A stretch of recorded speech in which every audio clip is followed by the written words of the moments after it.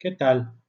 Bienvenidas y bienvenidos a esta lección sobre derechos del hombre, derechos humanos y sus garantías en la Constitución.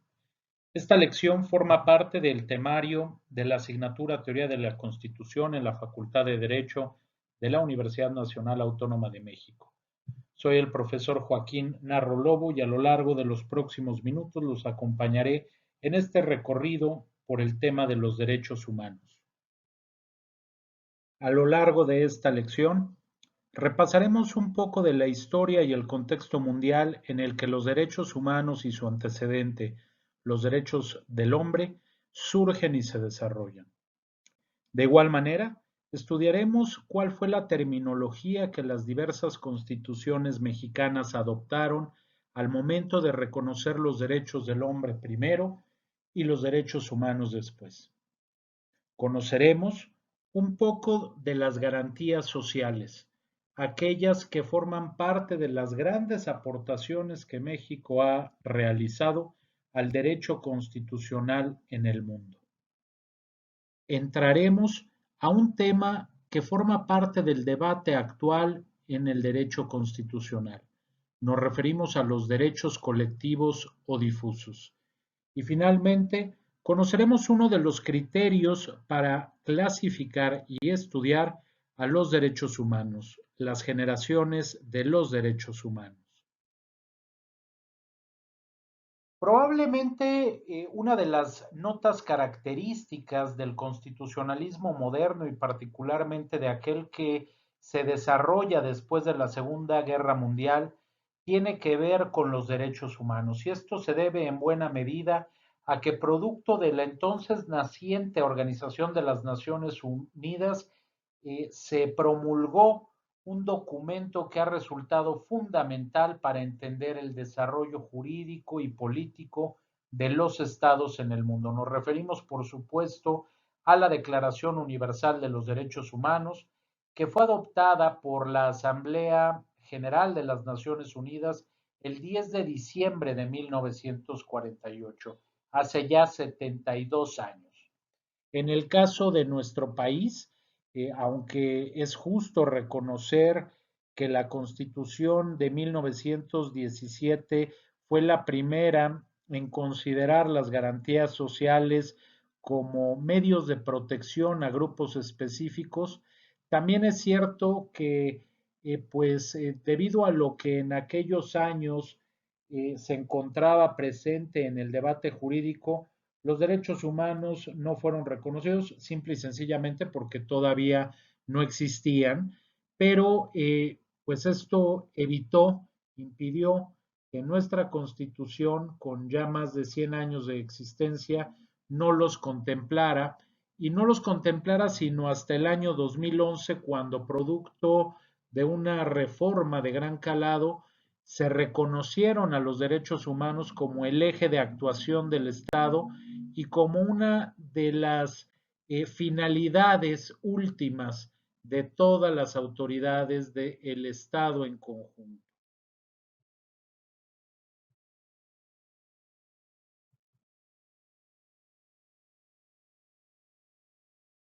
El contexto mundial y el contexto histórico de los derechos humanos ha sido abordado de diversas maneras por distintos autores. Hay quienes señalan al cilindro de Ciro, un objeto de cerámica, un objeto de barro con más de 2500 años de antigüedad, como el antecedente de los derechos humanos, como el punto de origen del reconocimiento a la dignidad humana. Efectivamente, el cilindro de Ciro tiene una enorme relevancia, no solo para nuestra asignatura, sino para, por supuesto, la de derechos humanos y en general para el derecho, pero no tiene tanta para la materia constitucional desde el enfoque en que propiamente el cilindro de Ciro no es como tal una constitución, no hay quien pueda afirmar esto. Entonces, en ese sentido se vuelve complicado encontrar una vinculación directa entre este objeto y el constitucionalismo moderno. Para nosotros es la Carta Magna de Juan Sin Tierra de 1215 el documento que detona el reconocimiento a la dignidad de las personas y el reconocimiento a los límites que el Estado y cualquier autoridad tenía que tener frente a las personas. Posteriormente, la Declaración de los Derechos del Hombre y del Ciudadano de 1789 se vuelve otro elemento y otro documento fundamental para el desarrollo de los derechos humanos, pues aquí no solamente se reafirma esta necesidad de que el Estado respete algunos ciertos derechos para el conjunto social, sino que a partir de esta Declaración de los Derechos del Hombre y del Ciudadano es que surge precisamente este concepto, el concepto de ciudadano que distingue a la persona de lo que hasta entonces entendía un gobernante. Nos referimos, por supuesto, al súbdito o al siervo. Y finalmente, el tercer documento que analizaremos es la Declaración Universal de los Derechos Humanos, que ya mencionábamos algunas diapositivas atrás, es del año 1948 y es en este documento donde por primera ocasión se utiliza la terminología de derechos humanos. Como ya habíamos señalado, la Carta Magna de Juan Sin Tierra es el documento que para nosotros constituye el origen del reconocimiento de la dignidad humana, pero sobre todo el documento que reconoce que los gobernantes tienen límites y los límites son justamente un conjunto de derechos de los que cualquier persona es titular. Esta Carta Magna estableció a lo largo de 63 cláusulas o artículos una serie de derechos que hasta entonces se consideraba como voluntarios por parte de los gobernantes para graciosamente otorgarlos o no a sus súbditos. Algunos de los aspectos más relevantes de este documento que como hemos mencionado forma parte del derecho inglés, del derecho constitucional inglés, tienen que ver con elementos y con instituciones que para nosotros hoy podrían parecer como evidentes. Nos referimos, por mencionar algunas, por ejemplo, al principio de presunción de inocencia, a la abolición y al señalamiento de los actos que pudieran constituir tortura o malos tratos. Nos referimos, por supuesto, al principio de igualdad ante la ley o al derecho de una persona a ser llevada a un juicio justo y a ser juzgada por sus pares, esto es, no por una autoridad, sino por personas comunes y corrientes igual que él. Un segundo documento es la Declaración de los Derechos del Hombre y del Ciudadano, documento del año 1789 en plena Revolución Francesa. Este documento está conformado por 17 artículos y evidentemente no tiene solamente una trascendencia para el tema que nos atañe, que es el de los derechos humanos, sino mencionábamos un poco más atrás que tenía la gran característica de haberse generado, gracias a este documento, el concepto de ciudadano y con él el concepto de ciudadanía que pues dejaba atrás,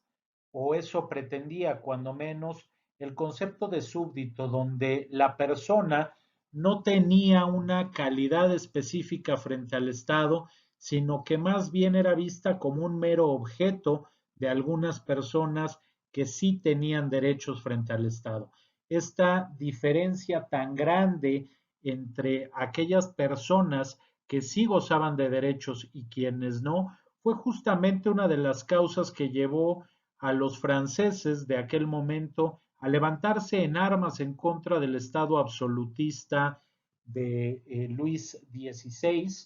y a dar al traste con la monarquía que hasta entonces había gobernado en lo que hoy es Francia.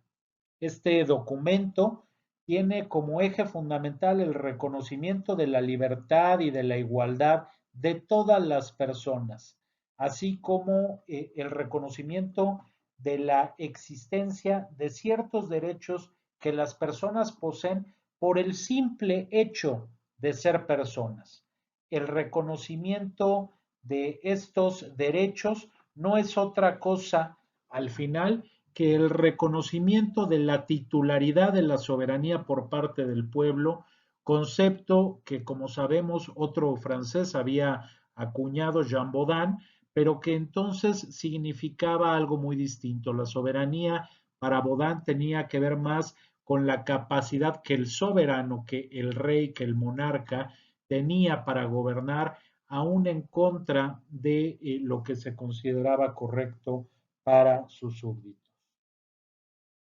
Finalmente, el tercer documento al que haremos referencia no es otro que la Declaración Universal de los Derechos Humanos, que ya señalamos fue adoptada por la Asamblea General de la Organización de las Naciones Unidas el 10 de diciembre de 1948 y gracias a esta Declaración Universal es que se reconoce la terminología de derechos humanos, obligando así a todos los estados que formaban parte, pues a no solamente reconocerlos, sino a generar todos los mecanismos necesarios para que el cumplimiento de estos derechos fuera realmente efectivo. La Declaración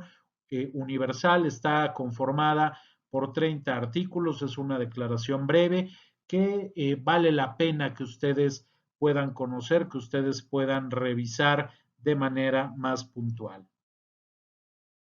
Bueno, pues para concluir esta primera parte de esta lección sobre derechos del hombre, derechos humanos y garantías constitucionales, que como hemos señalado es solamente un breve repaso, puesto que cada uno de estos temas amerita, incluso en nuestro plan de estudios, implica y amerita una asignatura específica. Aquí, simplemente para concluir, como señalábamos, este contexto histórico, este contexto mundial, vale la pena recordar que no se puede considerar que un solo documento o un solo momento histórico haya generado lo que hoy son los derechos humanos. Son un conjunto de hechos, son un conjunto de documentos, pero sobre todo es el transcurso del tiempo, la evolución de la sociedad y del Estado por muchos siglos, las que han permitido que hoy tengamos este conjunto de derechos humanos. Y en este sentido, y dadas las condiciones en las que hoy nos encontramos, es prudente hacer una reflexión sobre qué es lo que va a seguir en materia constitucional, qué es lo que va a seguir en materia jurídica, qué es lo que va a seguir en el tema de los derechos humanos después de la pandemia de COVID-19 que estamos viviendo. Han sido momentos históricos de quiebre como la Segunda Guerra Mundial, como la Revolución Francesa, o como muchos otros episodios de la historia universal, los que han permitido generar grandes cambios en lo que la sociedad y los estados venían viviendo. Y en ese sentido es producto del debate actual el plantear hacia dónde debe de ir el mundo después de esta pandemia.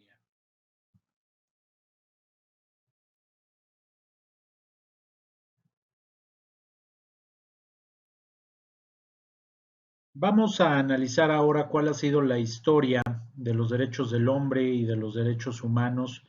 en el derecho constitucional mexicano. Y no solamente nos referimos a la terminología que las distintas constituciones han adoptado, sino sobre todo cuál ha sido el sentido que cada uno de estos documentos fundamentales le han dado a los derechos de las personas que hoy llamamos derechos humanos, pero que cuando México surge como un Estado independiente, pues se conocían como derechos del hombre, puesto que es lo que había establecido la, pues entonces muy noble, muy joven Declaración Universal de los Derechos del Hombre y del Ciudadano de 1789. A lo largo de esta parte de la lección, estudiaremos lo que la Constitución Federal de los Estados Unidos Mexicanos de 1824 nos señala y haremos a partir de ella un recorrido por las leyes constitucionales de 1833, las bases de la organización política de la República Mexicana de 1843, el Acta Constitutiva y de Reformas de 1847, la Constitución Política de la República Mexicana de 1857 y finalmente la Constitución Política de los Estados Unidos Mexicanos de 1917, documento constitucional que hoy por hoy es el que nos rige como Estado. Un notable profesor de esta Facultad de Derecho, Juan José Mateos Santillán, nos explica respecto de la Constitución Federal de 1824, que si bien existen algunas personas, algunos otros juristas, que no la consideran como una constitución que abordara el tema de los derechos del hombre de manera profunda y de manera seria, no hay nada más lejano a esto. ¿Por qué? Porque por su propio carácter federal, la Constitución del 24 no solamente hizo de forma general referencia a los derechos del hombre, sino que permitió y propició que las constituciones locales, las constituciones de las entonces entidades que formaban a nuestro país, fueran las que establecieran de manera prioritaria estos derechos del hombre. Y esto tiene un doble valor porque no solamente se reafirma que desde el origen de nuestro Estado, de nuestro México, de nuestro país y por supuesto de nuestro constitucionalismo, no solamente se buscaba la protección de los derechos del hombre o derechos humanos, sino que además había una congruencia absoluta por tratarse de una constitución de corte federal. Más adelante, apenas 12 años después, con las leyes constitucionales de 1836, una constitución que, como ustedes saben, era más bien de corte centralista, se hacía referencia, por un lado, a los derechos de los mexicanos en general y de aquellos que contaban con la ciudadanía, y por el otro se hacía referencia a los derechos de los extranjeros, a quienes de manera expresa, a estos extranjeros, además de los que expresamente señalaba la Constitución del 36, las leyes constitucionales, además de estos, se señalaba expresamente que a estos extranjeros se les reconocía el goce de todos los derechos naturales. Y aquí hay que recordar que en el siglo XIX, pues era el justnaturalismo la corriente de derecho que no solo México, sino prácticamente todos los países seguían. En ese sentido, la Constitución o las leyes constitucionales de 1836 daban un reconocimiento a los derechos naturales de los extranjeros, pero por supuesto también de los mexicanos, fueran o no fueran ciudadanos. En este momento vale la pena recordar que México era un país muy joven, era un país naciente. El Estado mexicano estaba apenas formándose y la inestabilidad política, pues evidentemente tuvo un impacto muy fuerte en la inestabilidad jurídica y principalmente en la inestabilidad constitucional. Esto derivó en que a lo largo del siglo XIX existieran una gran serie de documentos de corte y característica constitucional, con poca diferencia de años entre uno y otro, y además que pues uno iba contradiciendo al otro y así fue un poco el desarrollo del siglo XIX hasta que eh, finalmente, gracias a la revolución y gracias a la Constitución del 17, se logró cierta estabilidad. Y en este sentido, si bien señalábamos cómo esta constitución centralista de las leyes constitucionales de 1836 reconocía para tanto mexicanos como extranjeros el goce de los derechos naturales. Bueno, pues apenas 7 años después, en 1843, otro documento constitucional conocido como las bases de la organización política de la República Mexicana estableció en sus títulos segundo y tercero los derechos tanto de los habitantes de México, fueran estos mexicanos o fueran extranjeros, y en el caso de los mexicanos, fueran o no ciudadanos, estableció ya de manera genérica, pero ya de manera también expresa, algunos derechos como la libertad, la igualdad, la seguridad jurídica, la propiedad, el libre tránsito, entre muchos otros,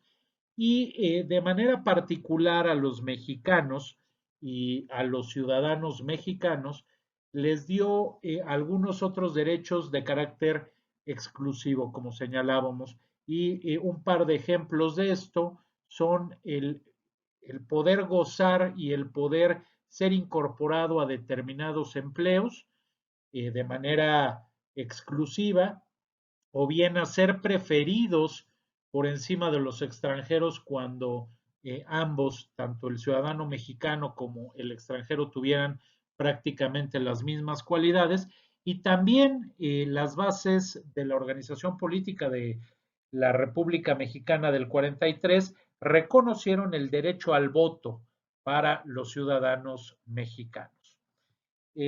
Apenas 4 años después, en 1847, el Acta Constitutiva y de Reformas, que es el documento constitucional que busca generar cambios a lo que las bases del 43 establecían, en 2 de sus 30 artículos, esta Acta Constitutiva y de Reformas es un documento breve, en 2 de sus 30 artículos, el cuarto y el quinto, establece de manera muy clara no solo una diferenciación entre derechos de ciudadanos y derechos del hombre, sino que en ambos casos, en ambos artículos, señala la intención que desafortunadamente no pudo materializarse de generar una legislación específica para regular, por un lado, los derechos de los ciudadanos mexicanos y por el otro, generar una ley específica para reglamentar los derechos del hombre. Esto pues es evidentemente un gran avance que se notaba a mediados del siglo XIX y que desafortunadamente, como señalábamos al inicio, por lo convulso del ambiente político, no pudo verificarse, no pudo llevarse a cabo.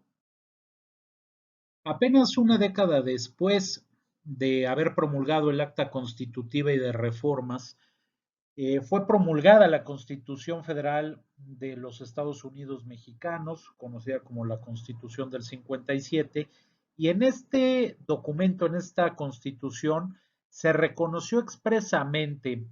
titulando incluso como los derechos del hombre a la sección primera del título primera. Esto es,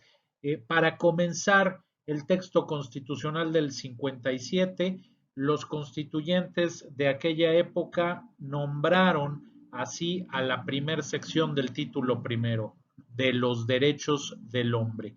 Y no solamente hacía referencia el título a este concepto, sino que textualmente, y me permito aquí leer cómo lo estableció la Constitución del 57, señalaba que los derechos del hombre eran la base y el objeto de las instituciones sociales. Y de igual manera, la Constitución del 57 obligó a que las autoridades de cualquier nivel sin importar de qué autoridad se tratara, debían de respetarlos y debían de generar las condiciones y las garantías para que el cumplimiento y la exigibilidad de los derechos del hombre fueran una realidad. El resto del articulado de esta primera sección del título primero igualmente va enunciando una serie de artículos, una serie de derechos que eran reconocidos como derechos de los que cualquier hombre, cualquier persona debía de gozar. El proceso constituyente de 1916, un proceso que apenas 60 años después se llevó a cabo, debemos de recordar que se hizo tomando como base para la creación de una nueva constitución el texto que entonces todavía estaba vigente, el texto de 1857. Este fue el documento a partir del cual los constituyentes fueron creando la constitución que el 5 de febrero de 1917 nacería a la vida jurídica y política de México. Sin embargo, pues esto que estamos mencionando es relevante de recordar porque la estructura de la Constitución de 1917 tiene grandes similitudes con su antecesora, la Constitución Federal de los Estados Unidos Mexicanos de 1857. Y aquí lo relevante no necesariamente tiene que ver en la parte primera que vamos a mencionar con grandes y nuevas creaciones, sino sobre todo con algunas modificaciones que le dieron una mayor fuerza al reconocimiento y al respeto de la dignidad humana, pero también a otras que sí fueron creación del constituyente del 17 y a las que hacíamos referencia al inicio de esta lección y que son los derechos y las garantías sociales.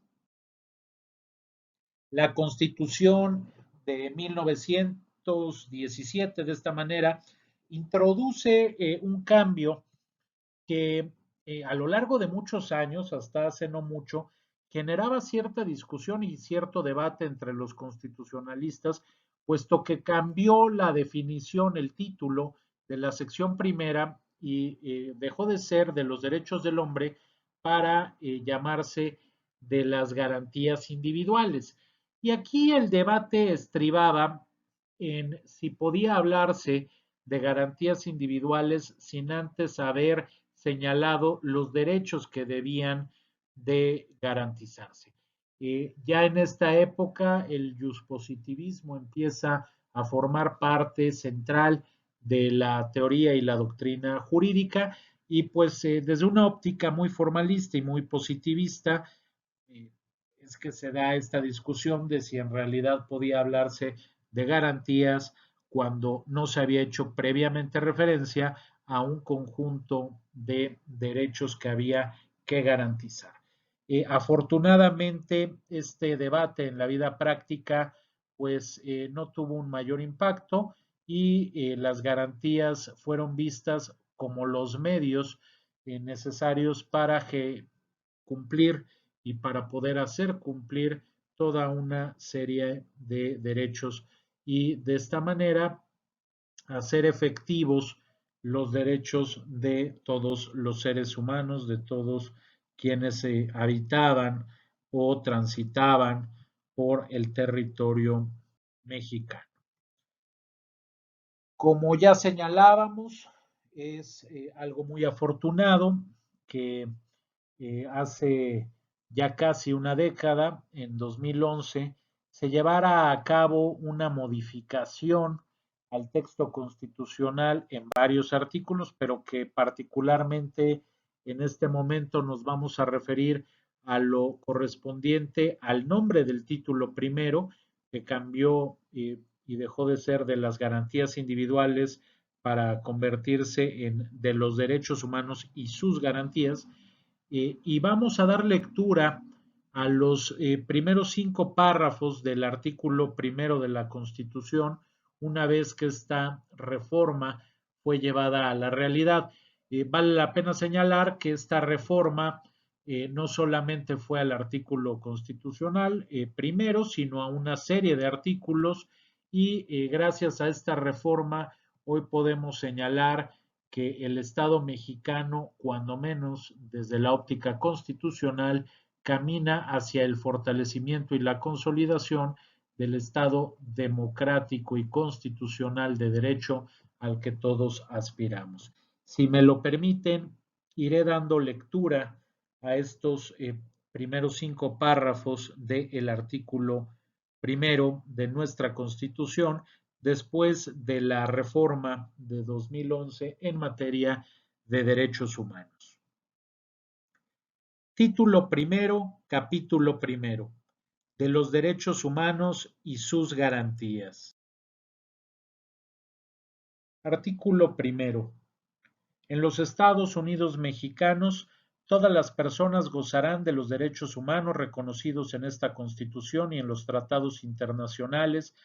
de los que el Estado mexicano sea parte, así como de las garantías para su protección, cuyo ejercicio no podrá restringirse ni suspenderse, salvo en los casos y bajo las condiciones que esta Constitución establece. Este primer párrafo establece ya de manera clara la terminología derechos humanos, reconoce que son los derechos humanos unos elementos de los cuales cualquier persona gozará y reconoce de la misma manera que debe de existir un conjunto de garantías que permitan hacer efectivos estos derechos humanos. De igual manera, señala que no podrán restringirse ni suspenderse los derechos humanos, salvo en aquellos casos que son establecidos por la propia Constitución. Doy lectura ahora al segundo párrafo. Las normas relativas a los derechos humanos se interpretarán de conformidad con esta Constitución y con los tratados internacionales de la materia, favoreciendo en todo tiempo a las personas la protección más amplia. Esto no es otra cosa que el principio pro persona, que es el que la norma que más me beneficia es la norma que se aplica a mi caso concreto. Si un tratado internacional y la Constitución establecen determinado derecho, pero el tratado internacional lo hace de manera más amplia, pues se aplicará esta norma contenida en el tratado internacional al caso concreto. Todas las autoridades en el ámbito de sus competencias tienen la obligación de promover, respetar, proteger y garantizar los derechos humanos de conformidad con los principios de universalidad, interdependencia, indivisibilidad y progresividad. En consecuencia, el Estado deberá prevenir, investigar, sancionar y reparar las violaciones a los derechos humanos en los términos que establezca la ley. Veamos primero esta primera parte del artículo que nos habla de 4 principios fundamentales de los derechos humanos, que son el de universalidad, interdependencia, indivisibilidad y progresividad. El principio de universalidad quiere decir que los derechos humanos son para todos y deben de ser para todos en cualquier estado que nos encontremos, en cualquier parte del mundo, sin ninguna condición. Todos los derechos para todos. Eso es el principio de universalidad. El principio de interdependencia quiere decir que un derecho humano por sí solo no cumple de manera total las aspiraciones que tienen los derechos humanos, que son los de proteger la dignidad de las personas, sino que requiere para su pleno cumplimiento de una relación con otros derechos humanos. Por ejemplo, el derecho humano a la salud no puede entenderse sin el derecho humano a una alimentación adecuada o el derecho humano al agua o el derecho humano a la educación y a una serie muy larga de derechos. Y así como en en prácticamente todos los derechos sucede lo mismo. El principio de indivisibilidad quiere decir que el derecho humano se debe de cumplir de manera total, si yo hablo del derecho, hablemos en este caso otra vez del derecho a la salud, no puedo hablar que solamente mi derecho humano me cubre lo correspondiente a la salud física o a la parte preventiva de la salud, sino que compete eh, a las autoridades y al Estado garantizar el total del derecho a la salud. No solo la salud física, sino la salud mental, la salud psicoemocional, no solo la parte preventiva, sino también la curativa o la de rehabilitación. El derecho humano no se puede fraccionar. Y finalmente, el principio de progresividad, que tiene que ver con que no existan retrocesos en lo que a derechos humanos se refiere. Si se ha reconocido, por ejemplo, el derecho a la autodeterminación de los pueblos indígenas, pues evidentemente de repente no puede llegar a alguien y pretender eliminar este derecho y eliminar la posibilidad de que quienes sean y formen parte de un pueblo o una comunidad indígena, no les puede evitar de repente el que así lo hagan. La progresividad es nada para atrás, todo para adelante. La segunda parte del párrafo tercero, que señala que el Estado deberá prevenir, investigar, sancionar y reparar las violaciones a los derechos humanos, pues establece de manera muy clara que el Estado tiene toda la responsabilidad cuando hablamos de una violación a los derechos humanos, y no solamente en sancionar a quienes pudieran haber violentado los derechos humanos de una persona, sino sobre todo, y de manera muy importante, y lo señalamos así porque en México es algo que arrastramos como un gran lastre y que pareciera que será muy complicado que se pueda eh, verificar de manera ya total y de manera completa para todas aquellas personas que han sido víctimas de violaciones a los derechos humanos, y es la reparación de esta violación a los derechos humanos. Paso a la lectura del párrafo cuarto. Está prohibida la esclavitud en los Estados Unidos mexicanos. Los esclavos del extranjero que entren al territorio nacional alcanzarán por este solo hecho su libertad y la protección de las leyes. Bueno, pues esto es algo que el artículo primero constitucional establecía desde hace tiempo, no forma parte como tal de la reforma constitucional de 2011 en la parte de su esencia, pero pues damos una breve explicación a esto que nos señala el párrafo cuarto en cuanto a la prohibición expresa de la esclavitud en territorio mexicano. Finalmente, damos lectura al quinto párrafo del artículo primero. El artículo primero es un poco más extenso, pero en este momento solo hemos citado los primeros 5 párrafos. Queda prohibida toda discriminación motivada por origen étnico o nacional, el género, la edad, las discapacidades, la condición social, las condiciones de salud, la religión, las opiniones, las preferencias sexuales, el estado civil o cualquier otra que atente contra la dignidad humana y tenga por objeto anular o menoscabar los derechos y libertades de las personas. Bueno, este párrafo es interesantísimo, y es interesantísimo en un país que se ha destacado por ser profundamente discriminatorio de lo que el grueso considera como los diferentes,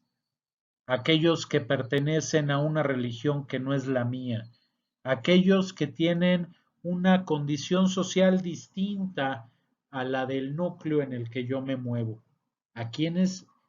son de un género distinto al mío o tienen una preferencia sexual distinta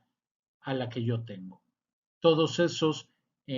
han sido históricamente en un país como México, y lo decimos de manera pues penosa, de manera desafortunada, han sido discriminados, y justamente lo que este párrafo quinto busca es pues prohibir, pero no solo prohibir por el simple mandato constitucional, sino buscar generar una nueva concepción, una nueva cultura, una nueva forma de ver y entender a las personas, de ver y entender la otredad, aquellos que son distintos a mí y que no por eso son más, pero tampoco no por eso son menos.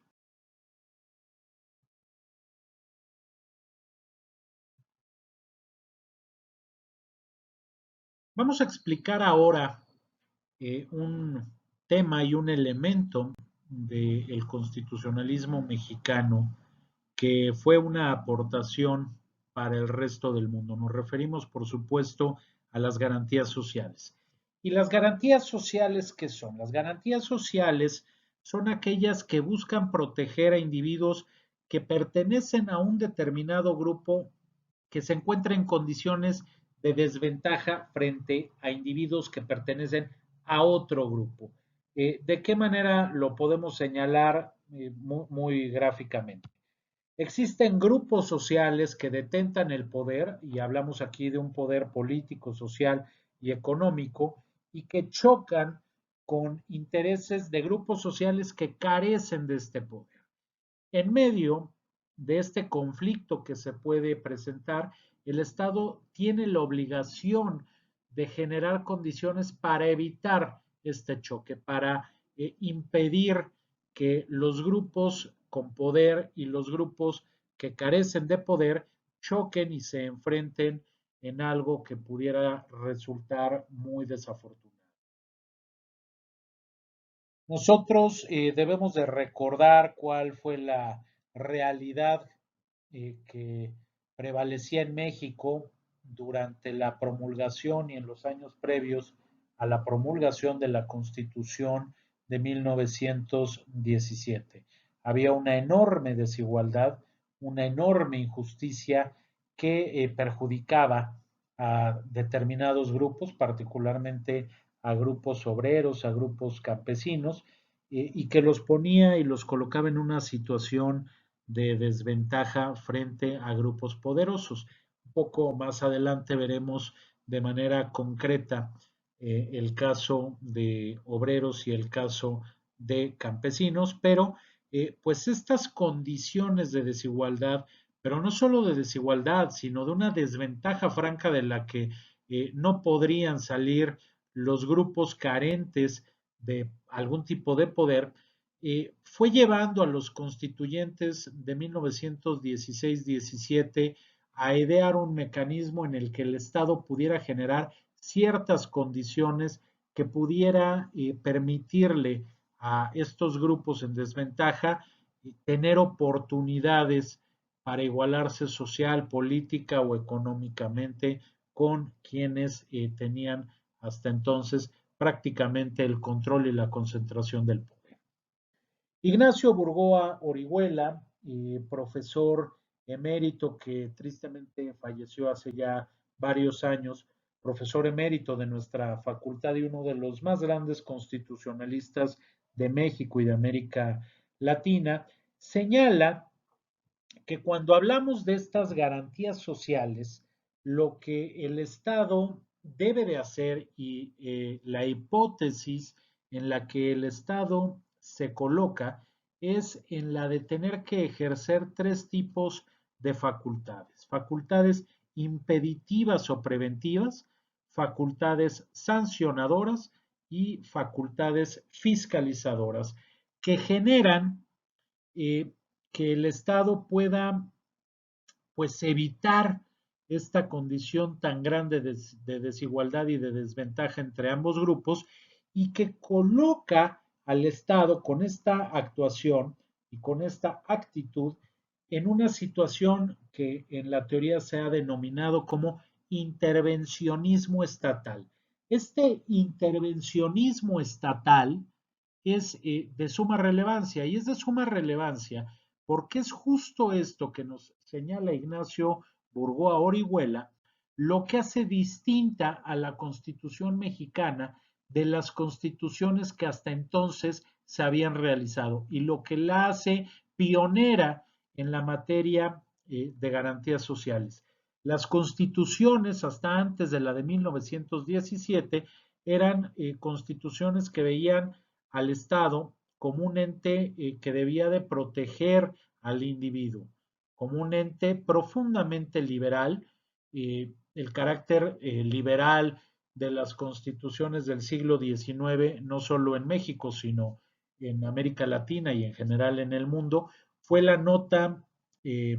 pues particular, la nota característica. Y pues esto con la constitución de 1917 encuentra un freno, encuentra un tope, particularmente en cuanto a obreros y campesinos. Señalábamos hace ya un par de diapositivas que fue justamente la revolución de 1910 la que permitió que eh, el constituyente fijara su atención ya no solo en modificar algunas partes del documento constitucional del 57, sino en sí dar una gran aportación. Y esa gran aportación, o una de las grandes aportaciones del constituyente del 17 al texto constitucional, es justamente el de las garantías sociales que buscaban proteger particularmente a estos dos grupos que ya hemos mencionado y que fueron parte importantísima de los grupos no solo que generan la inconformidad social en los años previos a la revolución, sino que son los grupos que se montan a la revolución y que van acompañando el proceso revolucionario hasta 1917 y hasta varios años después. Los artículos donde el constituyente encontró el espacio y la forma para buscar proteger a obreros y campesinos, campesinos y obreros, son los artículos 27 y 123. El artículo 27 pues habla más de las cuestiones eh, agrícolas, de las cuestiones de la tierra, y el artículo 123, como ustedes seguramente bien lo saben, habla de las cuestiones del trabajo, las cuestiones obreras. En concreto, el artículo 27 plantea que había que acabar con el latifundio. El latifundio eran estas grandes extensiones de tierra que estaban en unas solas manos y que permitían al latifundista explotar la tierra, pero no solo explotaban la tierra de manera eh, productiva, sino que explotaban de manera laboral a aquellas personas que labraban la tierra, a quienes trabajaban la tierra. Ustedes recordarán episodios y conceptos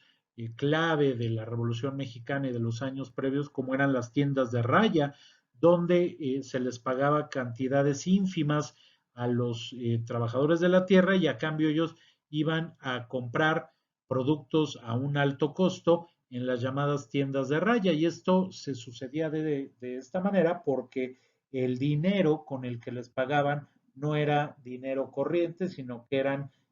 pues distintos tipos de moneda dependiendo de la hacienda en la que trabajara el peón, en la que trabajara el campesino. Bueno, el artículo 27 busca terminar con estos grandes latifundios. Igualmente establece el concepto de propiedad comunal, ejidal y la pequeña propiedad, que permitirían una fragmentación de la tierra y permitirían que los campesinos no solo fueran trabajadores del campo, trabajadores de la tierra, sino que fueran dueños o formaran parte de comunidades que tuvieran la propiedad de la tierra. Esto va de la mano con algo que también establece el artículo 27 constitucional y que es que el propietario originario de las tierras y de las aguas no es otra que la nación, no es otro que el pueblo. ¿Esto qué implica? Pues implica que al ser el pueblo, al ser la nación, el propietario del territorio, tanto tierra como agua mexicanas, pues en cualquier momento había que hacer un reparto de la tierra, reparto que por supuesto se podía hacer a través de la expropiación de los latifundios y se preveía para casos de utilidad pública o de interés general que esta expropiación se pudiera hacer prácticamente a cualquier propiedad mediante una indemnización. Y en lo relativo al artículo 123 que tiene que ver con la materia laboral, en este artículo se establecieron derechos que para ustedes, para mí, hoy en día pueden parecer pues más que naturales, pero que entonces fueron una gran conquista y nos referimos, por ejemplo, a la jornada máxima de 8 horas. Nos referimos, por ejemplo, al derecho a vacaciones. Nos referimos a un salario mínimo que aunque pues sí es no solamente mínimo, sino ineficiente y en algunos momentos de la historia mexicana ha sido prácticamente una burla. Bueno, pues antes ni siquiera existía esto, no existía el salario mínimo. Igualmente está el derecho de asociación sindical y por una razón subsecuente el derecho a la huelga y una gran serie de derechos laborales que lo que buscan es beneficiar al trabajador por encima del patrón. ¿Esto por qué? Porque, como ya señalábamos, en el caso específico de los obreros, de los trabajadores, pues son personas que se encuentran en una franca desventaja frente al patrón. ¿Por qué? Porque el patrón es el dueño de la fábrica, es el dueño del terreno, es quien tiene el dinero para las inversiones, es quien compra los materiales, es quien vende los productos y es quien cobra la ganancia, pero el trabajador solamente tiene su sueldo. Esto lo coloca de manera clara y de manera más que obvia en una situación de desventaja que el constituyente del 17 buscó corregir, buscó paliar a través de ciertas garantías, de estas garantías sociales contenidas, como ya hemos señalado, en los artículos 27 y 123. Ya para concluir, hay que ser muy claros. Las garantías constitucionales que forman parte de estas garantías sociales y que están contenidas desde hace más de 100 años, pues siguen sin cumplirse. En la gran mayoría de los casos, los obreros siguen siendo explotados. En la gran mayoría de los casos, los campesinos son propietarios de algunos miles de metros cuadrados frente a las miles de hectáreas que los grandes agricultores poseen. Y esto evidentemente coloca tanto a campesinos como a obreros en condiciones de franca desigualdad y de franca desventaja. Esto a lo que nos lleva es a una reflexión muy clara. Debemos de seguir luchando por hacer de México un país más justo y un país que busque la igualdad de oportunidades para todas y para todos.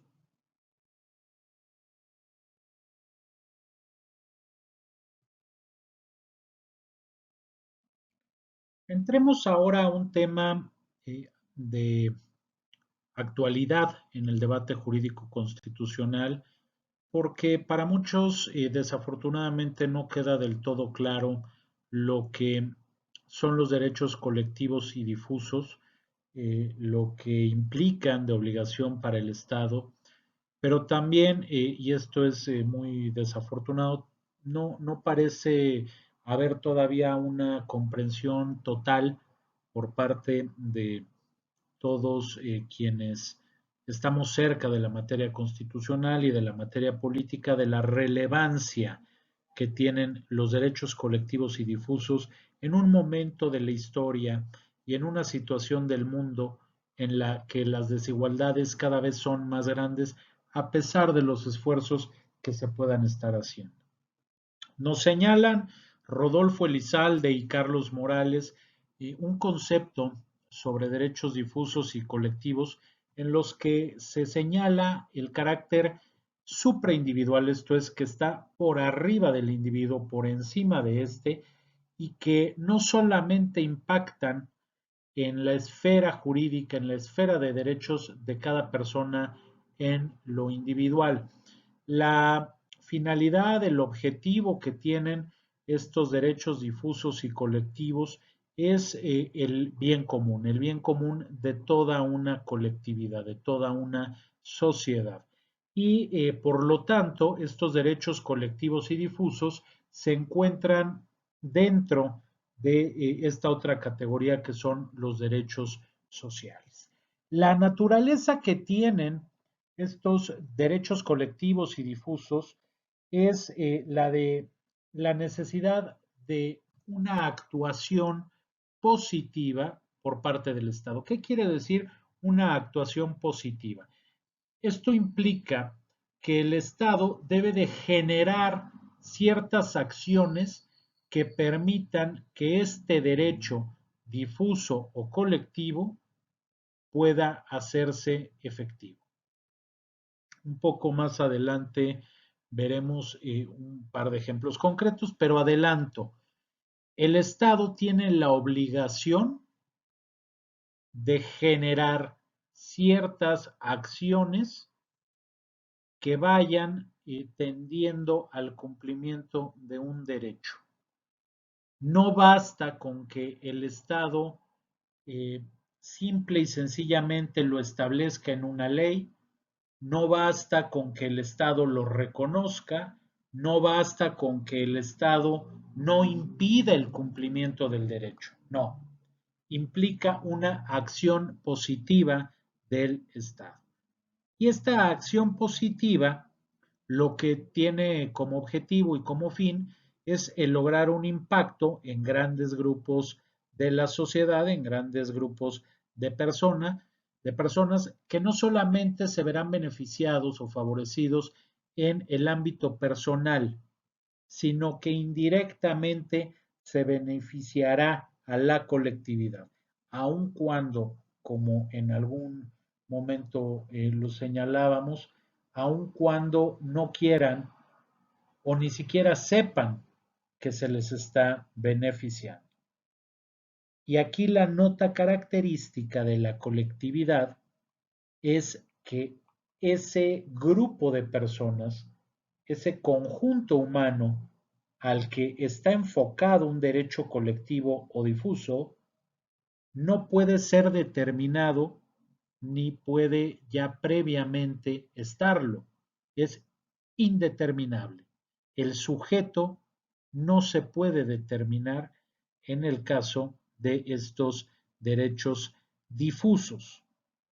Esa es una de las notas características de los derechos difusos. Robert Alexy, un jurista alemán, nos señala que hay tres elementos que intervienen en la realización efectiva de los derechos colectivos y difusos. Por un lado tenemos al titular del derecho, a la persona que, insistimos, no es determinada ni determinable, pero que se convertirá en el titular del derecho. Tenemos, por otra parte, al Estado, que debe de generar, en tercer término, una acción positiva. Y con esta triada, con estos tres elementos, es que los derechos colectivos y difusos pueden llegar a un buen término y pueden de a de veras hacerse efectivos y no simple y sencillamente letra muerta en algún texto legal o en algún texto constitucional. Y vamos a ver en la próxima lámina las diferencias entre colectivos y difusos, porque si bien son conceptos similares, no son conceptos idénticos, cuando menos no para muchos autores. Como hemos señalado, hay quienes distinguen entre estos dos conceptos y que le dan ciertas características a los derechos colectivos y ciertas características a los derechos difusos. Hay algunos autores quienes señalan que los derechos difusos son generales e indeterminables, mientras que los derechos colectivos son para un grupo específico y no para la totalidad del conjunto social. Esto es digamos, un conjunto más pequeño el que se ve beneficiado por los derechos colectivos que aquellos que se ven beneficiados por derechos difusos. Y vamos a poner un par de ejemplos para poder comprender de mejor manera esto que estamos señalando. Por ejemplo, derechos difusos son aquellos que tienen que ver con la protección al medio ambiente o a los consumidores. Cualquier persona puede situarse en la condición del derecho a gozar de un medio ambiente sano y cualquier persona se coloca, aún sin saberlo o sin quererlo, en la condición de consumidor. Incluso aquellos que piensan que no, pues en todo momento están generando un consumo aun cuando no lo quieran y evidentemente el derecho de protección a los consumidores, que es un derecho difuso, debe de protegerlos y debe de beneficiarlos. Por lo que hace a los derechos colectivos, y retomando un poco de lo que hablábamos cuando veíamos el artículo 123 constitucional, los derechos laborales son un ejemplo de un derecho colectivo. ¿Por qué? Porque está enfocado única y exclusivamente a quienes se colocan en el supuesto de ser trabajadores. Una persona, por más que quiera, no puede tener la titularidad del derecho a huelga si no es una persona que trabaja.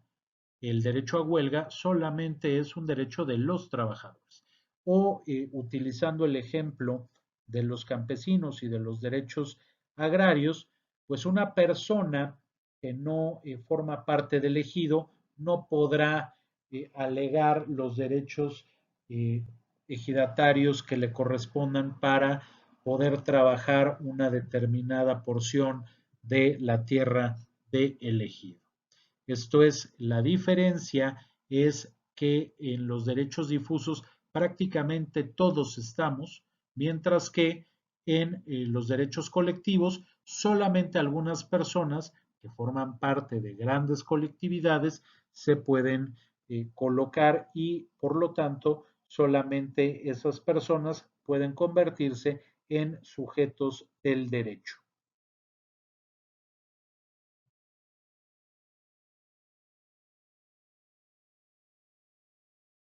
Vamos a pasar ahora a la última parte de esta lección que tiene que ver con las generaciones de los derechos humanos. Y estas generaciones de los derechos humanos son un criterio de clasificación que un autor checo, Karel Vazak, hace a finales de la década de los 70, el siglo pasado, y que nos permite comprender de manera esquemática cómo es que están ordenados los derechos humanos y nos permite también conocer cuál es el periodo histórico en el que surgen estos derechos humanos. De esta manera, conforme a la visión de Basak, tenemos una primera generación de derechos humanos que considera a los derechos políticos y civiles, una segunda generación que contempla a los derechos económicos, sociales y culturales, los llamados DESC, y finalmente una tercera generación en la que están los derechos colectivos o de solidaridad. Existen recientemente autores que hablan de una cuarta generación de los derechos humanos que tiene que ver con los derechos tecnológicos y digitales, con aquellos propios de las nuevas épocas de la comunicación, como son el derecho de acceso al Internet o como son los derechos de acceso a ciertas tecnologías. Los derechos de primera generación, que conocemos como derechos políticos y civiles, provienen particularmente de la Revolución Francesa, de la Declaración de los Derechos del Hombre y del Ciudadano, y previamente la Constitución de los Estados Unidos en sus primeras 10 enmiendas comenzó a trabajar en el reconocimiento de estos derechos políticos y civiles. Y este reconocimiento a los derechos políticos y civiles, tanto en Estados Unidos como en Francia, se reconocen a finales de 1780, en esa década, y a principios de la década de 1790. Algunos ejemplos de estos derechos políticos y civiles que son, como señalamos, los que forman la primera generación, son la libertad de expresión, la libertad de reunión, la libertad de tránsito o de religión, así como derechos que tienen que ver con la materia política, derecho a sufragar, derecho a votar, derecho a ser votado, esto es, a que me elijan para un cargo, derechos de asociación política, derecho, por ejemplo, a formar un partido político, a formar una asociación civil y muchos otros derechos que tienen que ver sobre todo con las libertades de participación cívica y de participación política de los que entonces nacían como ciudadanos. Por su parte, los derechos de segunda generación o derechos económicos, sociales y culturales surgen a la vida política, a la vida filosófica, a la vida jurídica con la Declaración Universal de los Derechos Humanos de 1948, declaración que en 6 artículos, los artículos 22, 23, 24, 25, 26 y 27, son señalados y establecidos en favor de todas las personas. Algunos ejemplos de estos derechos económicos, sociales y culturales tienen que ver con el derecho al trabajo en condiciones dignas, el derecho a la asociación sindical, a la seguridad social, a la huelga, a un nivel adecuado de vida, a ciertos servicios dentro de la vivienda, a la vivienda misma, el derecho a la alimentación, a la salud, a la educación. Y aquí, evidentemente, hay muchos más, pero aquí podemos ver cómo perfectamente eh, encontramos sentido a este principio de interdependencia que señalábamos como uno de los principios básicos que deben de contar o con los que deben de contar los derechos humanos. No se puede entender la vivienda sin los servicios, sin un nivel adecuado de vida, sin la alimentación de las personas que viven ahí, sin la salud de los miembros de los habitantes de una vivienda y así nos podríamos seguir para encontrar que los derechos humanos y particularmente no de manera exclusiva, porque esto es para todos los derechos humanos, pero se pueden observar de manera mucho más evidente y más obvia estos derechos con la interdependencia entre uno y otro en los DESC se pueden observar más que en los derechos políticos y civiles, aunque, insisto, la interdependencia, igual que el resto de los principios, son para todos los derechos humanos. Y finalmente, los derechos de tercera generación, conocidos también como derechos de solidaridad, derechos de los pueblos o derechos de las colectividades. Estos requieren de una participación y requieren de un acuerdo de la comunidad internacional. ¿Por qué? Porque son derechos que pueden ser afectados y pueden no cumplirse cuando otro Estado no está generando lo necesario para llegar al cumplimiento efectivo. Hablemos del medio ambiente. El medio ambiente trasciende fronteras. El medio ambiente trasciende la jurisdicción como ámbito de aplicación de una norma de un Estado. No puede uno pensar que el medio ambiente encuentra límites en fronteras y que si hay límite, por ejemplo, de un bosque que es atravesado por una frontera artificial que separa a dos estados, no puede uno pensar que si un estado realiza todo lo necesario para preservar el medio ambiente en ese bosque, pues al otro lado el estado que no realiza nada, pues no perjudique al que sí está colaborando y contribuyendo para hacer efectivo este derecho. Lo mismo pasa con otros derechos como es el derecho a la paz, al desarrollo o a la autodeterminación de los pueblos, entre muchos otros. Requiere entonces un derecho de tercera generación del acuerdo y el trabajo de la comunidad internacional. Estos derechos de tercera generación no tienen un punto de origen, un punto de nacimiento específico, como sí lo tienen los derechos políticos y civiles o como lo tienen de igual manera los derechos económicos, sociales y culturales, sino que se encuentran en una diversidad de documentos a lo largo de diversos momentos de la historia. Ya para concluir tanto este apartado como esta lección, vale la pena señalar que el criterio de las generaciones de los derechos humanos, pues es solamente un criterio, solamente es eso, una forma, un método para clasificar a los derechos y hacerlos más comprensibles, más digeribles para quienes los estudiamos. ¿Por qué? Pues porque nos señalan un momento histórico y nos permiten incluso conocer el documento del que se derivan, pero como señalamos, no es el único medio para conocer y estudiar y clasificar a los derechos humanos. La mayoría de los autores, incluso hoy en día, lo que señalan es que es más correcto clasificar a los derechos humanos en derechos civiles, económicos, sociales, culturales y ambientales. Eh, en momentos en los que la globalización cada día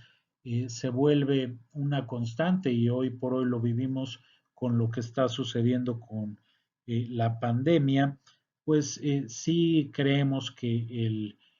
hacer una clasificación por generaciones ya está superado, ya está rebasado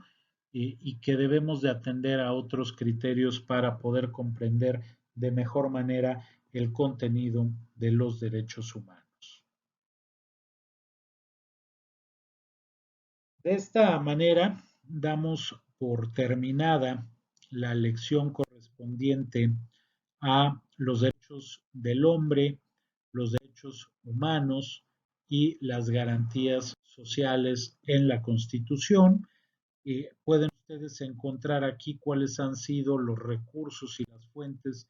que hemos utilizado para desarrollar esta presentación y yo les recuerdo cuáles son mis redes sociales, cuál es mi correo electrónico y cuál es mi página de internet para que si ustedes tienen alguna duda, si ustedes tienen algún comentario, puedan hacérmelo saber. Yo les invito igualmente a que se suscriban a este canal de YouTube, a que activen la campanita para que en cuanto yo suba otro video puedan ustedes ser notificados y pues simplemente vuelvo a decirles, les reitero el mayor agradecimiento por haberse tomado el tiempo para ver y escuchar esta lección sobre derechos del hombre, derechos humanos y garantías sociales en la Constitución. Muchas gracias.